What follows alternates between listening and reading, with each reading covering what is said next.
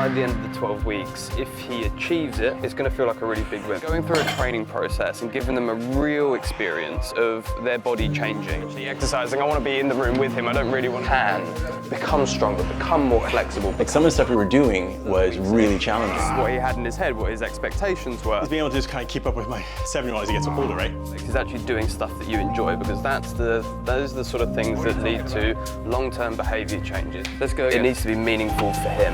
And one of the things that he said was that he wants to be able to keep up with his kid as his kid gets older. So I've been thinking about how to do that.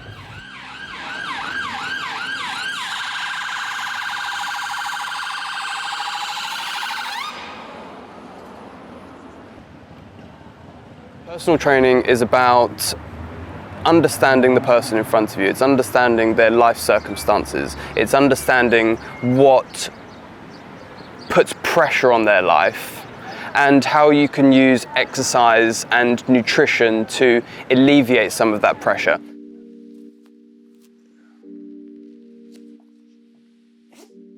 When we did the first exercises, it was really clear to me that Monty's objective wasn't the objective of his own. It's not like he had a view of what I should be doing, but more about what was going to be interesting to me, what was going to be helpful to my goals, and what was something that was going to be sustainable over the long term. Because one of the things that he and I spoke about before we even embarked on this is he wanted whatever we came up with be something that fit into my life. Now, what I think I really want to get out of like the next 3 months is I want to put your body in a position where you can pretty much pick up whatever you want to do and then to whatever level that you want to. Okay. So the idea is, I think, actually to get you really fit. It wasn't going to be, you got to be at the gym 3 days a week, you got to do these particular sort of workouts. The thing that I'm trying to get at is like, what are you already really good at? What do you want to do more of that? And then also, what can we add? I want people to start to associate themselves with people, with someone who actually loves exercise, because that is actually what is going to carry you forward. It's going to be the thing that takes you through that fitness journey. It was more about what's going to work for you, what are you going to enjoy enough that you're going to stick with, and then build a program around that. In order for me to really train people at a high level, to really pay attention to their experience training, to really think about the program in a way that is not just delivering exercise to keep somebody fit, but to actually make exercise meaningful for them. I need time to think about that sort of stuff.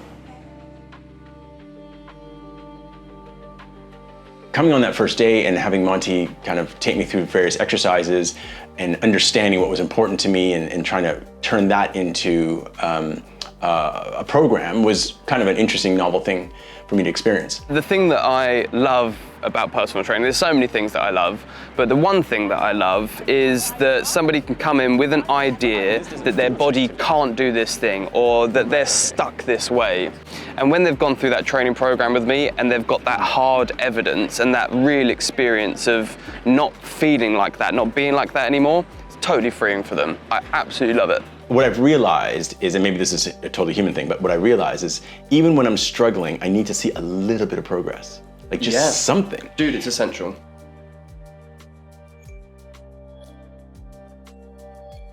When someone comes in to come and see me, I want to make sure that they can be relaxed and themselves about me. I think Nirvana said it best, come as you are. Testing. Got the mics? Yeah. Okay. Like they do, so he just made that whole thing feel very, respectful of wherever I've come from and wherever I am now. I say lots. I'm pretty conversational when I start my sessions. I want people to tell me about their week, tell me about what's happening on the day, what they've got planned for the weekend. I think that's really important because it just lets people offload straight away. Whatever there's in their head, just get it out. But then I want to combine that with some exercise. No, this is good. This is good. I want to make it fun. I want to make it meaningful to them. I want to make it something that they want to do. And a huge part of that is how I treat them. Yeah, that's it. If I can see that somebody isn't that into exercise or if they're a little bit intimidated by it, the first thing that I need to do is really understand where they're at. And in order to do that, I need to make sure that I sit back and listen. It's one of the things that people don't get in my understanding is they're not listened to enough. It was really fascinating to kind of explore, what did fitness mean to me? What were my goals? I hadn't really thought that much about it. And you'll see that with what we were doing with Collin. So at the beginning, I was talking a little bit. I wanted him to open up and to tell me what he had in his head, what his expectations were. And also I wanted to know what sort of exercise he's done previously, what has been his experience of it. And then I need to make sure that I match where he's at, plus just a little bit more. And that's the second component. It's understanding where somebody's at. 5 or 6? If you can do 6 with double that over the next, as an objective, yeah. as over the next like 8 weeks, let's say, that bar's going to feel like nothing. Right. He was eager to kind of see where my boundaries were, but then not push me so much that I'd be like, unable to walk tomorrow. Yeah, that's basically the point. It's like we're just going to Get you super fit so that most exercises don't feel hard. Right. And then you've got that springboard to be able to go and do whatever you want. I think one of the things that I was really, really impressed with was actually how many different types of training we could actually squeeze into 12 weeks. Yeah. Because I didn't know how we were going to start. Because when you came in, it was a little bit like, well, I want to be able to be fit enough for my kid, and that's kind of vague and right, which is nice. But it's like, okay, well, it's a different metric to like being able to do 5 extra push-ups. It's like, how do we quantify being able to do stuff or gain weight or lose weight? Exactly. That's like a super easy metric, right? And there's something you can measure, but just like overall functionality, that's quite a difficult thing.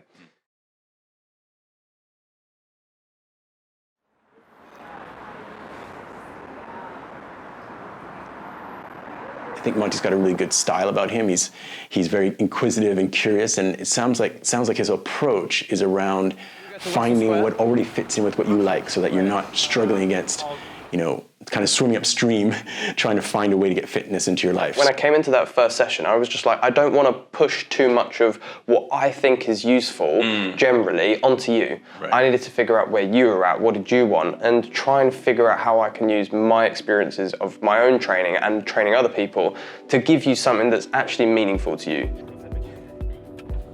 Yeah, it's hot, man.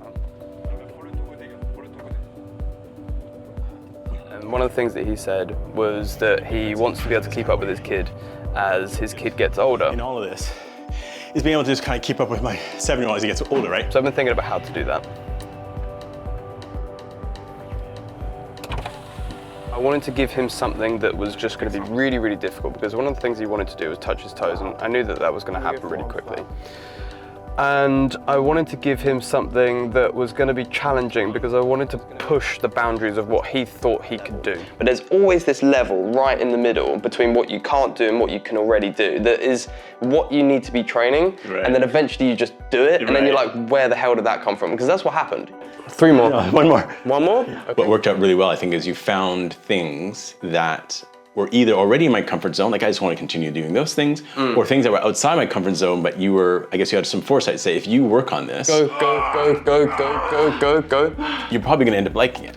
Yeah. And I think that gave me a more well-rounded sort of set of things to work on towards the aim of this functional, kind of more generic, vague concept of being able to, stay fit while my son's growing up and be able to kind of hang out with him and do things and not worry about injuring myself.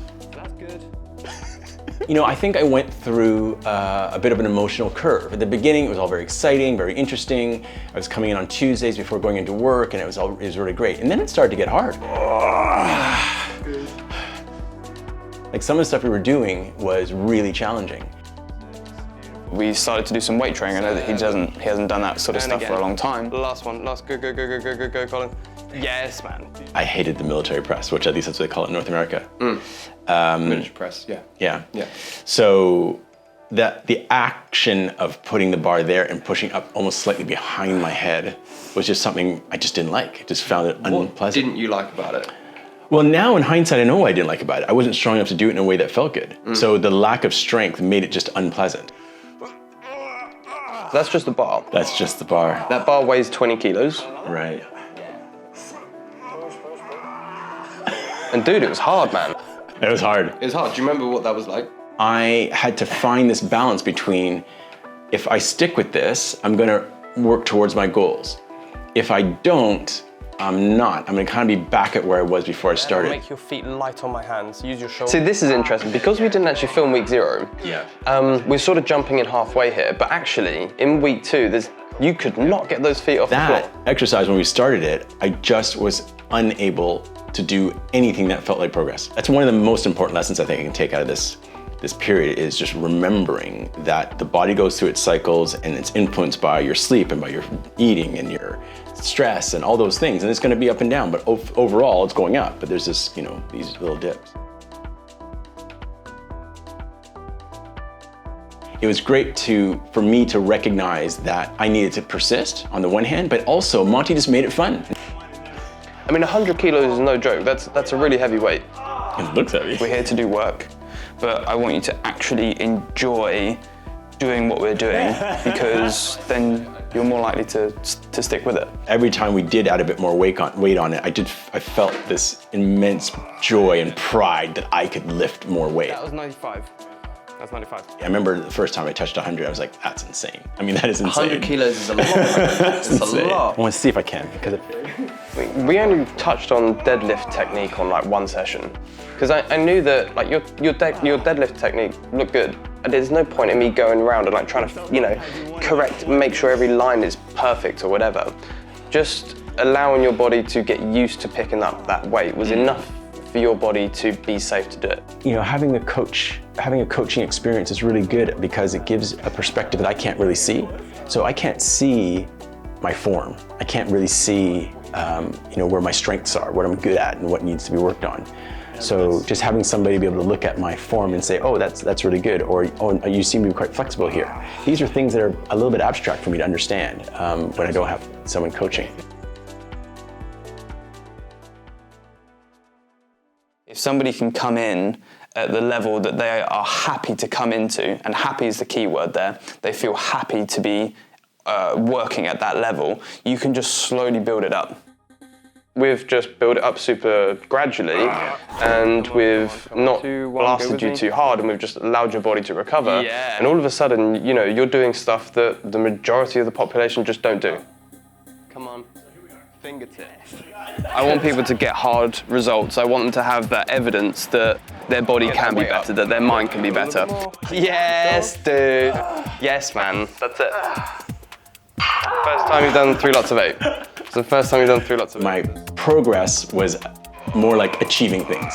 So achieving 100 kilos in my deadlift was an amazing thing. Like I would never have dreamed that I could have done that. It's the deadlift, right? It's the deadlift. You came in one week and it was just bang there.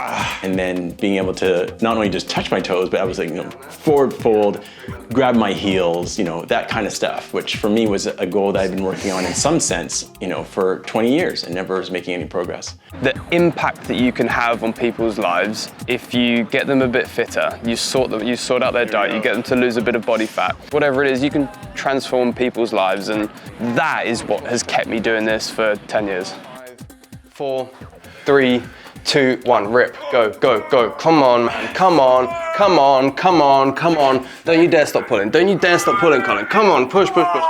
Yeah, dude. Good, man. So nice to train that hard, dude. So nice to train that hard. Mate, tough stuff. Oh, I am strong. I'm strong. Yeah, man, you're going. Oh, even you can see how I'm like at the end of it, I can, Yeah, do you want to just quickly smoke your abs? Now this is interesting. So, week 0, 1.5 pull-ups. Right. So Have to jump to get up there, so be it. But you did a pull-up, which was cool. Not everybody could do a pull-up. A pull-up is, it's a tough exercise. You're lifting your whole body, right? And then you get like a half, and I push you up over the top, and we haven't trained that. We didn't directly train pull-ups. No. But because we did the pike stuff, because we did the deadlift stuff, because we did the banded row stuff, you're still targeting the same muscles, just in a slightly different way. Yeah. But there's that crossover. And, you went from doing 1.5 pull-ups to all of a sudden being able to knock out like, what was it? 7 or It was like 7. It was hilarious. Like, this is like a ridiculous jump. I mean, even I was going, what? Yeah, I was just like, what, have you been taking something? What's going on here? Good, man. So nice to train that hard with you. So nice to train that hard. Mate, tough stuff, tough stuff. That's harder than deadlifts. The strength that you've built, it doesn't just translate to that one exercise, it translates to a whole other load of exercise. So it's not just that you get better at one or two exercises, which you clearly have, like your whole body is capable of so much more now, and it is more robust. No, I can feel it. I can definitely feel it. I feel safer in my movements. I feel more range of motion that doesn't worry me that I'm gonna, pull something or whatever. I think that's maybe robustness is a better word for that. What you do regularly, your body will adapt to. Being able to move and not worry about hurting yourself it's a freedom that you only really get if you stay active, and if you don't, you sort of start to become more fragile and frail just as we get older. But we don't have to do that. That doesn't have to be the case.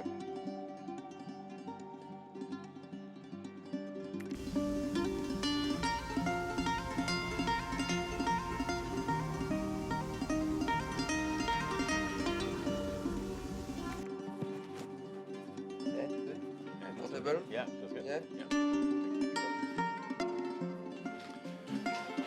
So this journey has been really remarkable. I came into it not really knowing exactly what to expect. I had a faith that Monty was going to take good care of me, but I really didn't know what the journey was going to look like. Ambitious goals take time, they take consistency, and they take hard work. If you layer on a really intense or very harsh alien atmosphere between you and the person in front of you, you're just making your job harder. Like, you're making that experience and that whole journey of achievement, if that's what it's about, less pleasurable. Having a vague notion of what I wanted to achieve, and then starting to do some stuff that felt really good, and then feeling the difficulty, and then getting past that into starting to achieve meaningful progress was just a really great experience. And if I think about it, that's 12 weeks. 3 months, it's not that long to have achieved what I have in the journey that I have. One of the reasons that I do this is because when I was younger, exercise was really fun. I loved it. And as I sort of got older, particularly when I started school, exercise became a thing that I had to do. I had that experience when I was younger, and I know that other people have had a similar experience, that exercise becomes a chore. I want people to come in and have a new experience of exercise. I want people to enjoy. I want people to enjoy hanging out with me. I want people to enjoy training with me. And I want people to start to associate themselves with with someone who actually loves exercise, because that is actually what is going to carry you forward. And that's going to be the thing that takes you through that fitness journey. It's really been a really eye-opening experience. My body feels different. My attitude about working out and doing exercise and challenging myself has changed. It's really been a fantastic journey. Thanks, man. That was amazing.